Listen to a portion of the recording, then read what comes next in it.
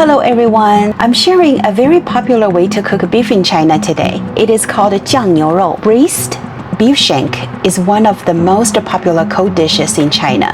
It is particularly common to have it as an appetizer at banquets or fancy meals for special occasions, such as Chinese New Year or other festival. The cooking process is a little time consuming. It is a great dish to prepare ahead of time, so that way saving you a lot of effort on the day when you are busy cooking up a storm for an important occasion. I usually like to make 2 to 3 pieces each time and either freeze them or store them in the refrigerator. It is the best protein snack to have. Braised beef shank tastes great on its own or with a dressing dipping sauce. You can easily add it with a noodle or rice dish.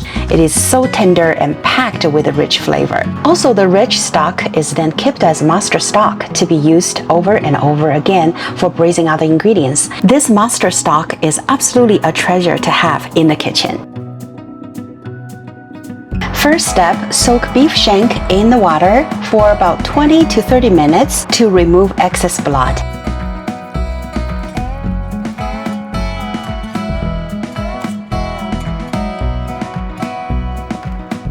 Discard dirty water after 20 to 30 minutes soaking.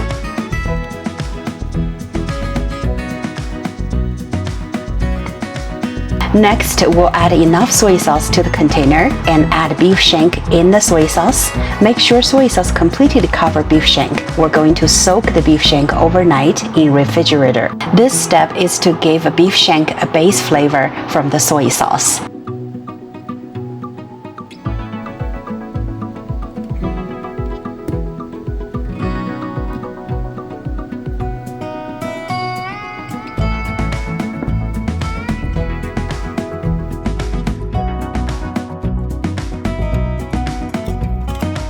The next day, transfer beef shank along with the soy sauce into a big pot. Also add enough water to completely cover the beef shank. The water should add enough to cook for 2 hours, and we don't want to add water during the cooking, so I will try to add enough water from the very beginning. Then turn stove to medium-high. We're going to boil beef for about a few minutes to remove all dirty foams and impurities from the beef shank. Repeat this process 3-4 times until you have a clean liquid. Once we have a clean liquid, it is time to add all the spices in. You wonder why this beef shank tastes so flavorful and have such intense umami? Just take a look at the list of spices we add into the stock. There are 3 major key ingredients for this dish. One is a soy sauce, which we use to soak beef shank overnight. And secondly is a fermented bean curd, also called fermented tofu. You can either use a white version of a fermented tofu or red spicy version of it. Either one is okay. The third one is sweet bean paste. This is a fermented bean curd, also called fermented tofu.